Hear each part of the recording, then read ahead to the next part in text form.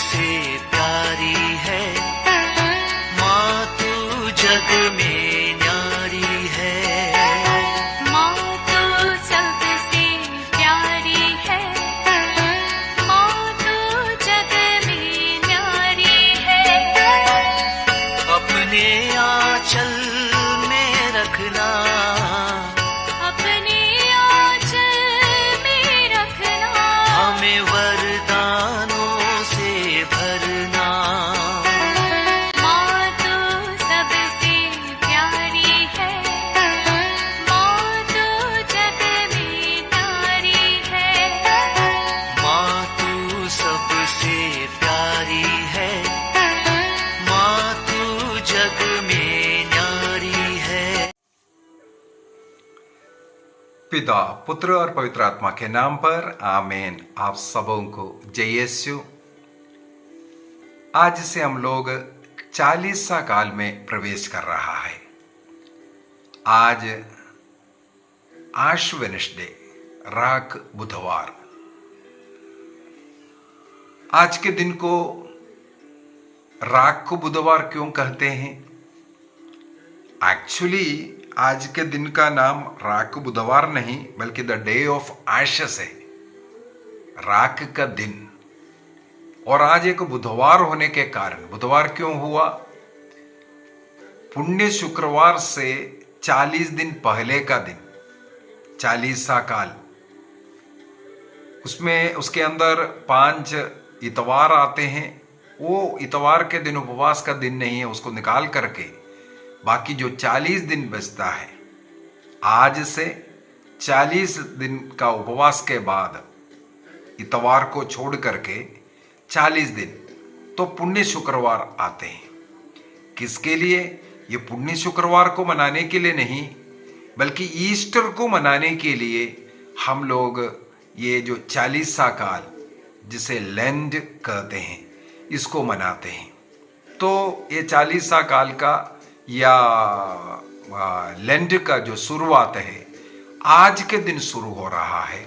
और आज हम लोग अपने माथे पर राख का क्रूस का चिन्ह लगाते हुए हम अपने को दीनहीन बनाते हैं और हम मिट्टी है, मिट्टी में मिल जाएंगे।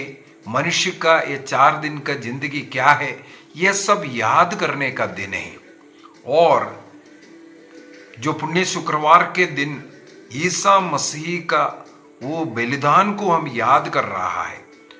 मेरे पापों के लिए, हम सब मानव जाति के पापों के लिए क्रूस पर मरने वाला मसीह, इसके बावजूद भी हम लोग फिर से पाप कर रहा है, उसके लिए पश्चाताप करने के लिए।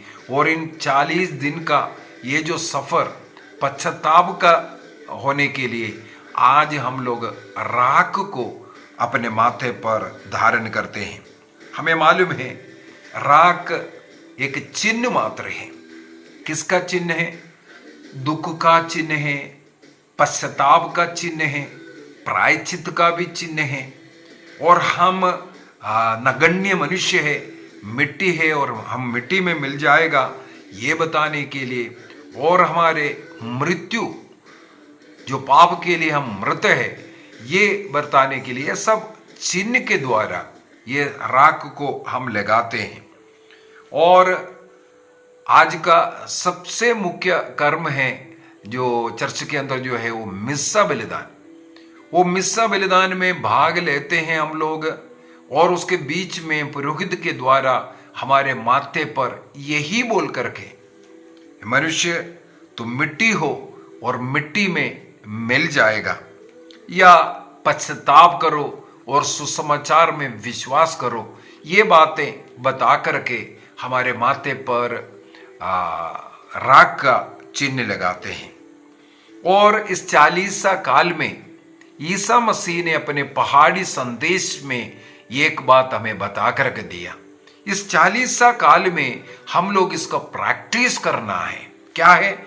मत्ती का सुसमाचार अध्याय 6 वाक्य 1 से आगे 3 बातें हमें बता करके दिया, जो हम इस 40सा काल में अपने दैनिक के जीवन में प्रैक्टिस करना चाहिए।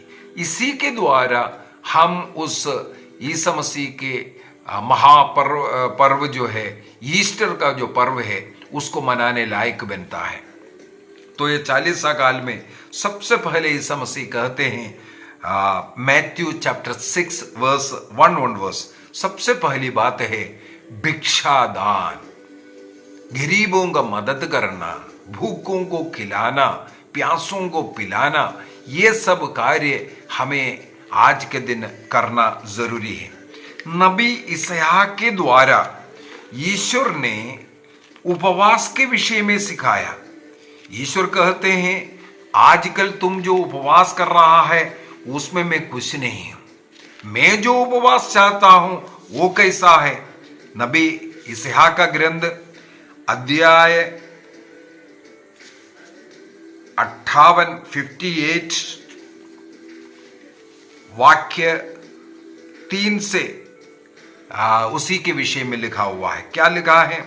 देखो, उपवास के दिनों में तुम अपने कारोबार करते हैं, मजदूरों के ऊपर कठोर परिश्रम करवाते हैं, तुम लड़ाई झगड़ा करते हैं, खाते पीते हैं।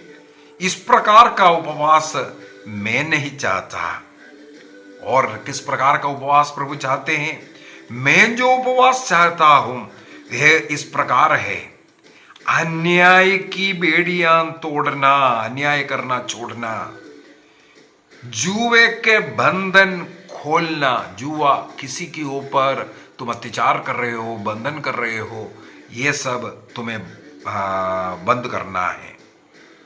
पद दलितों को तुम मुक्त करना है और हर प्रकार की गुलामी को समाप्त करना, चाहे नशे का, चाहे वासने का, चाहे लड़ाई झगड़े का, चाहे झूठ बोलने का, चाहे नफरत का। किसका गुलाम तुम बन करके रह रहा है? इस गुलामी को समाप्त करना 40 साल में जरूरी है। और वाक्य 7 में लिखा है, अपनी रोटी भूखों के साथ खाना। खाना छोड़ने के लिए नहीं, बल्कि अपने खाना जो भूखे हैं उनके साथ तुम खाओ, अर्थात बांटना। यही ईसा मसीह ने भी आकर के बोला, दान दक्षिणा सबसे पहला काम है, तुम्हें भिक्षा दान करना जरूरी है। भूखों के साथ खिलाना, प्यासों को पिलाना, ये करना जरूरी है। बेघरों को अपने यहां ठहराना, नंगे को पहनाना और अपने भाई से मुंह ना मोड़ना, तब तुम्हारी ज्योति उषा की तरह फुट निकलेगी। प्रभु जो उपवास चाहता है इस प्रकार का कार्य करने के लिए, तो ये 40 काल में सबसे पहले भिक्षा दान प्रभु यीशु मसीह सिखाते हैं, दूसरों को देना। दूसरी बात है प्रार्थना।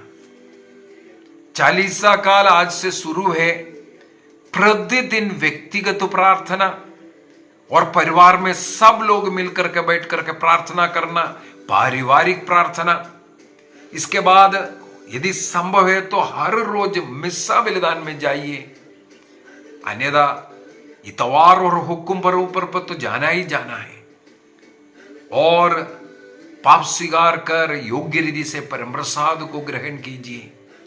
जिस किसी भी चीज का गुलाम है आप, आदत, बुरी आदत में पड़ा है, या जो अच्छी चीज आपको लग रहा है उन चीजों को थोड़ा छोड़ना। जो आपको बहुत पसंद वाला खाना है, बहुत पसंद वाला चीजें, हो सकता है इंटरनेट को छोड़िए, मोबाइल को छोड़िए, सिनेमा छोड़ दीजिए, जो आपको अच्छा लग रहा है, सीरियल छोड़ दीजिए। प्रभु के नाम पर कुछ त्याग करना, यह भी एक प्रार्थना है। दूसरा हो गया प्रार्थना। तीसरा है उपवास। आज आश वेडनेसडे के दिन लैटिन कलीसिया के अनुसार उपवास और परहेज का दिन है। इन 40 काल के अंदर कलीसिया का आधिकारिक जो रूल के अनुसार आश वेडनेसडे और गुड फ्राइडे फास्टिंग अब्स्टिनेंस का डे है, उपवास और परहेज का दिन है। इसका यह मतलब नहीं है केवल ये 2 ही दिन है, ये कंपल्सरी है सब लोगों के लिए करके। सब लोगों में भी है जो एज है, लिमिट है, जो 14 ईयर से लेकर के जो 60 साल तक के जो लोग हैं उनके लिए उपवास और परहेज का जो समय रखा हुआ है, तो उनको करना अनिवार्य है। इसका ये मतलब नहीं है अन्य लोग नहीं करना है। मेरा तो 60 साल पार हो चुका है, मैं रोज उपवास करता हूँ, रोज, केवल 40 काल में नहीं, हर रोज एक वक्त उपवास करना ये है।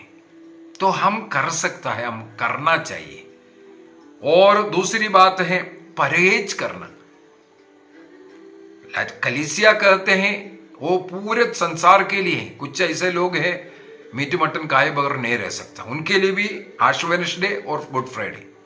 इसका ये मतलब नहीं है अन्य दिनों में आप खाओ, ये 2 दिन आपको पक्का नहीं खाना है, इस प्रकार का नियम बनाया है। इसका ये मतलब नहीं है अन्य दिनों में खाने के लिए, आप अन्य दिनों में भी ये परहेज करना चाहिए। 40 दिनों तक इससे परहेज कीजिए। और दूसरी बात है भारत की कलीसिया का एक नियम है।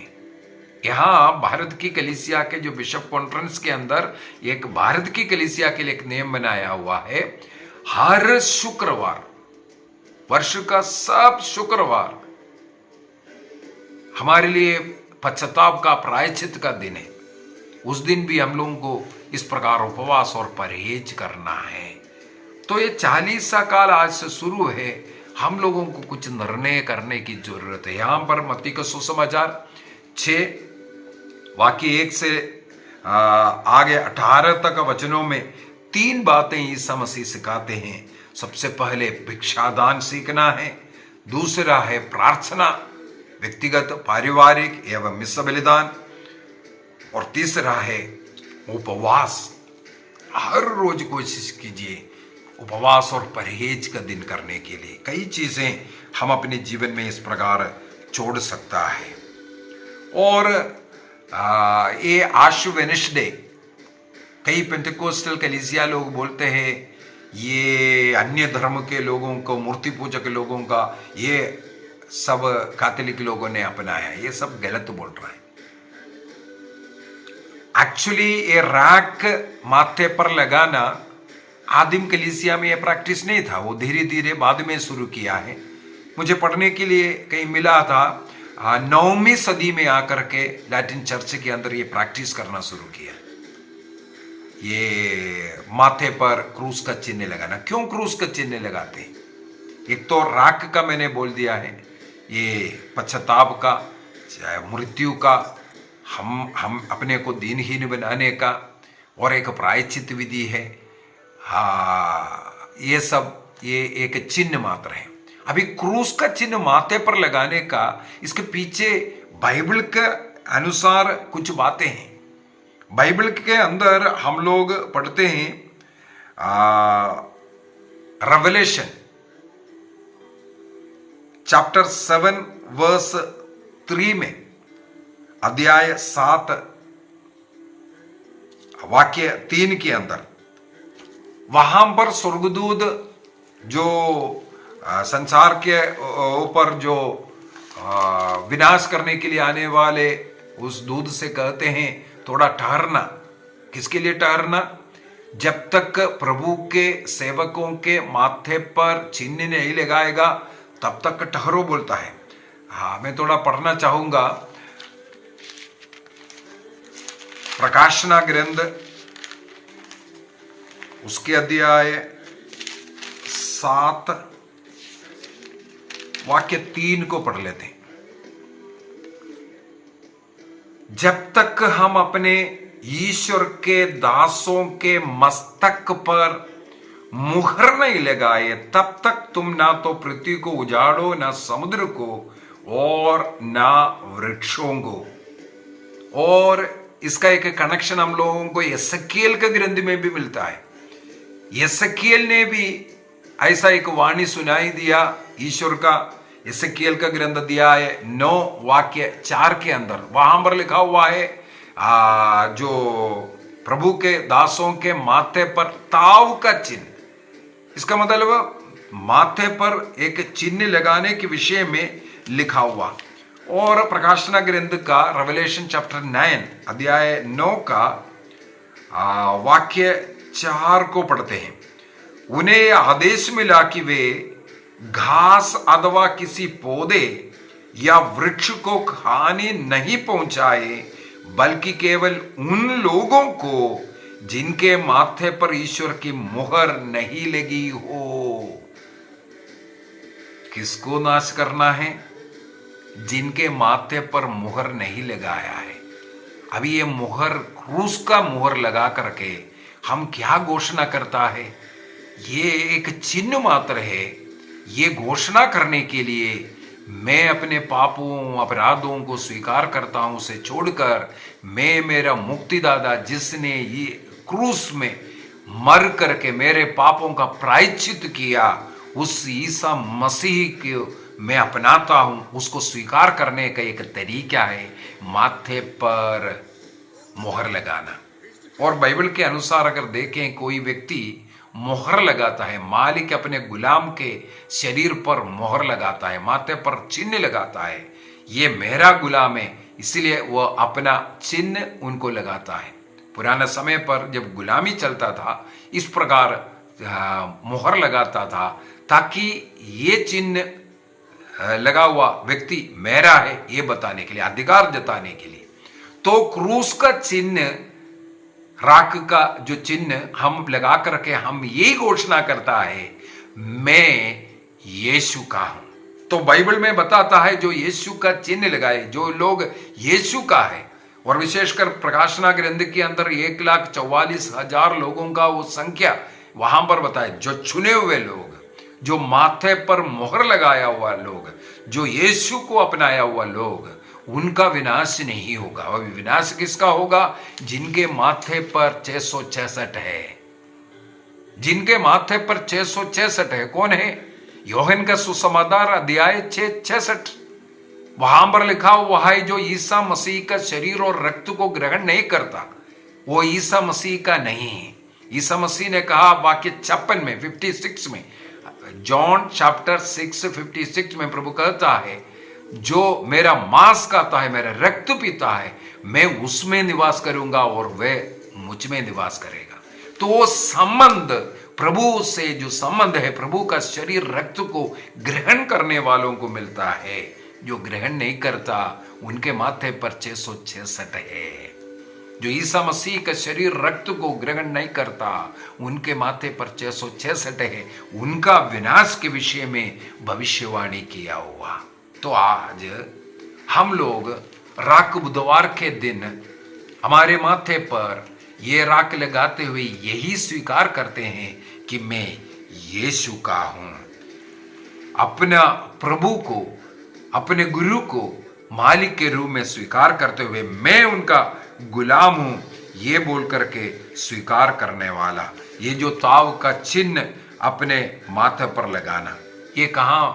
बपतिस्मा के समय पर पवित्र आत्मा ने हमारे माथे पर एक मोहर लगाया। उस मोहर को हम लोगों ने क्या किया? पाप करते हुए उसको भीगा कर दिया था। अब हम रिटर्न प्रभु की ओर आने का, प्रभु का उस महापर्व की ओर जाने का तैयारी करते हुए आज हम फिर से निर्णय कर रहा है, माथे पर यीशु का क्रूस का चिन्ह लगाते हुए स्वीकार करते हैं कि मैं यीशु में हूं, मैं लौट रहा हूं।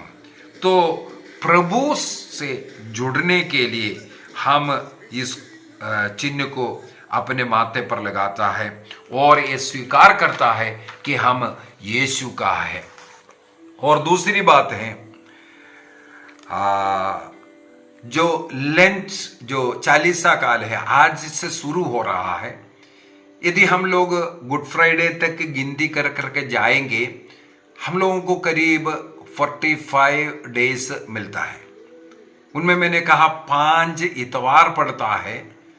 लैटिन चर्च के अनुसार इतवार, हर इतवार एक मिनी ईस्टर है, छोटा ईस्टर है। तो बड़ा ईस्टर की ओर जाने वाला ये जो 40 का लेंट का ये समय पर हम ये जो इतवार छोटा ईस्टर है उसको फास्टिंग का डे के रूप में नहीं मनाते हैं। आप फास्टिंग कर सकता है, आप परहेज भी कर सकता है, लेकिन चर्च का नियम के अनुसार वो उन दिन छोटा ईस्टर है, खुशी का दिन है, इसी कारण उसको इंक्लूड नहीं किया है 40 में। ये 40 डेज का महत्व है। मैं कल के क्लास के अंदर 40 का महत्व को बता कर दूंगा। इससे पूर्व में भी मेरे विचार में पिछले साल का 40 काल में भी इसको मैंने बता करके दिया था। तो 40 डेज, इसका मतलब आज से गुड फ्राइडे तक का जो दिन है उसके अंदर जो 5 इतवार आते हैं उसको निकाल करके 40 दिन बनता है। ये 40 दिन बनाने के लिए क्यों ये 40 दिन 40 जो बोल रहा है उसको हम कल के क्लास में सुनेंगे। अभी ये 40 काल में हमें कुछ निर्णय करना है। मैं आज के क्लास लेने का मुख्य उद्देश्य यही है, हमें 40 काल, इस साल का 40 काल थोड़ा अलग ढंग से आशीष ग्रहण करने के लिए सबसे पहले मैं बोलूंगा ये 40 काल में अच्छा पाप स्वीकार कर, पाप को त्याग कर इसमें प्रवेश करना है। यदि हम लोग लूकस का सुसमाचार अध्याय 4 हो या मत्ती का सुसमाचार अध्याय 4 हो, वहां पर हम लोग देखते हैं ईसा मसीह के बपतिस्मा के बाद पवित्र आत्मा से भरा था। वो आत्मा ईसा मसीह को निर्जन प्रदेश में लेकर के गया। आत्मा उन्हें निर्जन प्रदेश लेकर के गया। तो हमें भी ये 40 काल के आखिरी में जाकर के पाप स्वीकार करना, ये नहीं। 40 काल अभी शुरू हो रहा है, यहीं पर हमें एक अच्छा पाप स्वीकार कर शुरू करना है। अभी इस साल मेरे मन में आया है पाप स्वीकार के विषय में, पापों के विषय में ये 40 काल में क्लास लेने के लिए। तो मैं कोशिश करूंगा रोज ऐसे ऐसे सब्जेक्ट लेकर के पापों के विषय में, पाप स्वीकार के विषय में सब क्लास लेता रहूंगा, ताकि हम आत्मा से संचालित हो। यदि हम आत्मा से संचालित है, हम पाप से दूर रहने में बड़े आसान है। कई प्रकार का प्रलोभन आ सकता है। ईसा मसीह को भी प्रलोभन हुआ, कल के क्लास में उन सब चीजों को बताऊंगा। ईसा मसीह का भी प्रलोभन हुआ, लेकिन उपवास और प्रार्थना के कारण और पवित्र आत्मा से संचालित रहने के कारण वो पाप में नहीं गिरा। भूख तो लग रहा था, शैतान भी आकर के बोला ये पत्थर से रोटी बना दो और खाओ, भूख मिटा दो, लेकिन नहीं सुना, शैतान को नहीं सुना। हमें भी ये 40 काल में यही एक निर्णय करना है। कई दोस्त लोग बोलेगा, कई अन्य लोग बोलेगा, कुछ भी बोलेगा, पाप का कारण हम बन सकता है या पाप का अवसर हमारे सामने आएगा, लेकिन हमें एक निर्णय करना है, मैं पाप से दूर रहूंगा और एक अच्छा पाप स्वीकार करते हुए इसमें प्रवेश करना। रोज व्यक्तिगत प्रार्थना, मैं पहले से कई बार बोल चुका है, 4 रोसरी करना शुरू कीजिए, बहुत ही आपका जीवन बदल जाएगा। 4 रोसरी करो, आनंद का भेद, इसके बाद प्रकाश का, इसके बाद दुख, इसके बाद महिमा। ये 4 रोसरी यदि आप करेगा, पूरा बाइबल पढ़ने का बराबर होता है। ईसा मसीह इस संसार में जो मुक्ति कार्य के लिए आया, वो मुक्ति कार्य पर मनन चिंतन का प्रार्थना है। तो अच्छी तरह उस प्रार्थना कीजिए।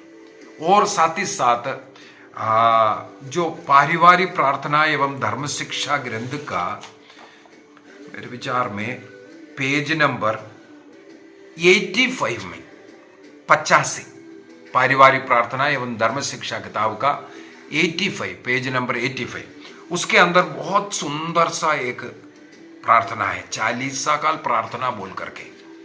इसको इन 40 दिनों में हर रोज कीजिए। थोड़ा सा लंबा प्रार्थना है, लेकिन उसके अंदर जितने भी लोग उपवास प्रार्थना करते हुए जो आशीष प्राप्त किया है, उसके विषय में मनन चिंतन करते हुए बहुत ही शक्तिशाली प्रार्थना, बाइबल से उठाया हुआ बातों को उनसे प्रार्थना है। रोज ये 40 काल में करने वाला प्रार्थना है, उसको रोज प्रार्थना कीजिए। पारिवारिक प्रार्थना रोज होना है। मोबाइल में फलाना जगह का प्रार्थना सुन रहा था, फलाना का टॉक सुन रहा था, मेरा टॉक आप मत सुनिए। जब प्रार्थना का समय है, सब बंद होना चाहिए, मत सुनिए। लेकिन प्रार्थना होना है, व्यक्तिगत प्रार्थना, पारिवारिक प्रार्थना। विशेषकर पारिवारिक प्रार्थना के समय पर टीवी, मोबाइल, ये सब शाम के समय पर बंद हो। और प्रार्थना के लिए अवसर समय सबों के पास होना चाहिए। जो लोग संभव है सोच के देख लीजिए, रोज अगर आपके पास चर्च है, मिस्सा में जाना कोशिश कीजिए। रोज हर इतवार को तो जाना ही जाना है, वो तो नियम में है। अगर नहीं गया तो घोर पाप। इसके बाद पाप स्वीकार करे बगैर परम प्रसाद भी ग्रहण नहीं कर सकता यदि एक इतवार को आप चर्च नहीं गया तो रोज के लिए थोड़ा कोशिश कीजिए। व्यक्तिगत प्रार्थना, पारिवारिक प्रार्थना एवं मिस्सा बलिदान और पाप स्वीकार, इस प्रकार आप जीवन जिएंगे, अनेकों बुराइयों को छोड़ सकते हैं। लड़ाई झगड़ा, नशा, झूठ बोलना, गाली देना, घमंड करना, ये सब दूर हो जाएगा यदि ये आप करना शुरू करेगा तो। साथ ही साथ 40 काल है, मैं तो रोज क्रूस रास्ता करता हूं, रोज पूरे वर्ष में।